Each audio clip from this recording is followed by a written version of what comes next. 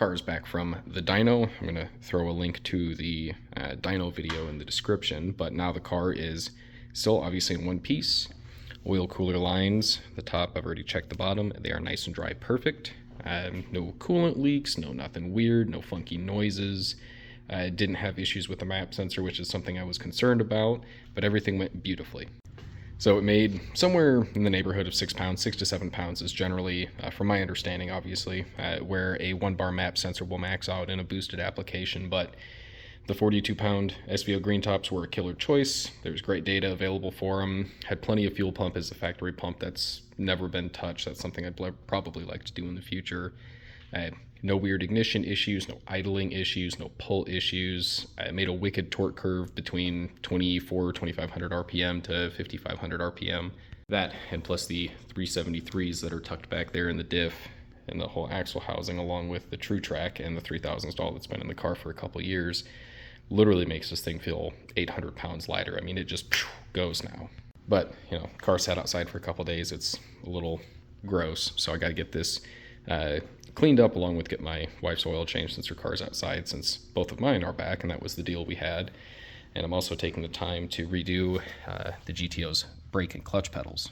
The past couple years, I've basically been fairly violently clutch dumping this car on and off, and so my clutch pedal cover actually ended up popping off of the pedal itself. And due to that, the metal facing also separated itself from the back plating, which was a pain in the ass to kind of figure out, but I did find that this is actually a very good compound to bond metal and rubber together. You're supposed to apply a couple dabs, any surface mating areas on one side, along with the side that you will be bonding to it. So I'm doing this with a super nice set of 1,500 mile pedals that I got. Obviously these have already had the bonding agent applied to them, and I'm waiting for it to bond and air out all the solvents, but these are in very nice shape, except for a little bit of junk I got on there, so that'll clean up fine. But I think this should hopefully solve my issues. In the past, before, I've tried to use like rubber cement and bonding cement, and that never really worked quite that well. I think it was just a matter of that it's metal to rubber, and I don't think I really prepped the surfaces right. This is a perfect, almost perfect set of rubbers. There's like no pitting at all, hardly on the actual rubber dot faces that you see through the metal faceplate itself. So I think I double IPA, isopropyl alcohol prepped that, and then tried to get as much of the old adhesive off as I could while still leaving a marking of where to place the new adhesive. But this seems to be okay so far. I was kind of worried about it being runny, but Permatex super weather adhesive black, it's like $7-8 from Advanced Auto Parts. I got it for $2 with a coupon and a discount code. And obviously you can see I still have the plastic on a new old stock 0506 gas pedal with the updated TPS when I was trying to figure out what the fuck my problem was. I think I mostly have that figured out, except for the car doesn't pick up TPS until it's either got the ignition on for 30 or so seconds, or unless you try and start it, it doesn't see TPS.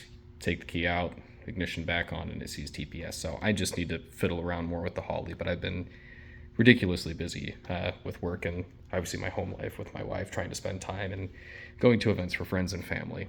I think the next thing for this will most likely be I'd really like to get an Etchus trunk kit and just put a single 10-inch sub in the back. Nothing crazy, nothing wild, just something to bump up the volume, and an inline adapter from the rear deck speakers.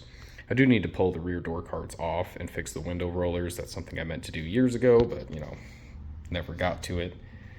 And then I think I still need a little bit of PDR work done to finish off the front fenders. I have to pull the headlights and the corner lights out, so that way Trey, the gentleman I have used for PDR in the past, so he's got a good clean pocket. I also need to get the fender wells done.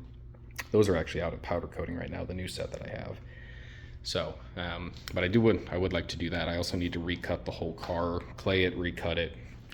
One, so that way Trey can get in there with PDR stuff and actually be able to cold glue pull out some stuff on the passenger rear door and get perfect on the front fender, since they're just a little dented up top from, you know, years of the car being parked when it had a blown trans.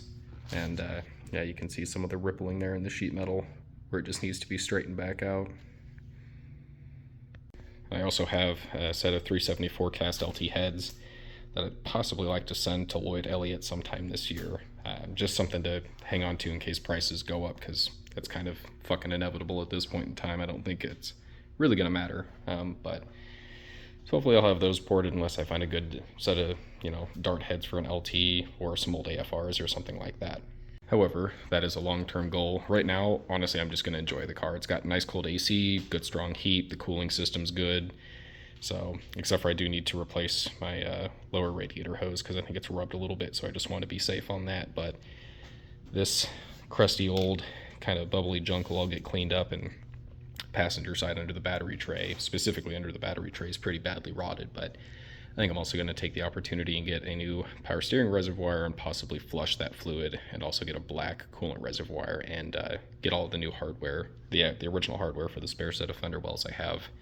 Get that Cerakoted or powdered. So yeah, thankfully both cars are back. This thing ran great. I mean, I tooled around in town, went out and did some polls, did some stuff I probably can't disclose on the internet for legal reasons.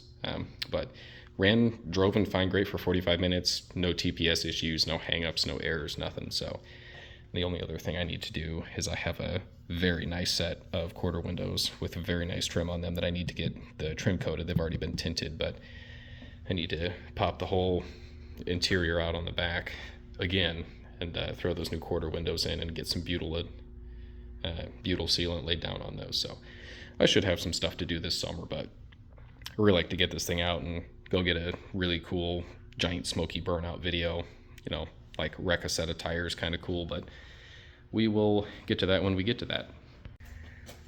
A little bit later, but I got the pedals for the most part wrapped up.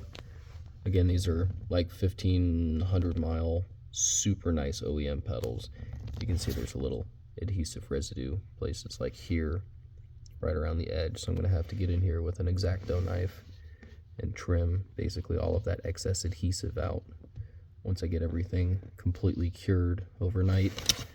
I ended up actually redoing how they were seating since I wasn't quite pleased with how the rubber backings were sitting on the pedals. So if you're going to do this, obviously you have to put the rubber backing on first. I actually squeezed and then squeezed and squeezed and squeezed to get it to kind of sit as flat as I possibly could on the actual back plate of the pedal, or I guess the physical pedal itself. But this actually worked out quite nicely. So obviously I need to clean the poor thing. Hasn't been cleaned in a hot minute, but it's definitely looks a lot nicer than it did before.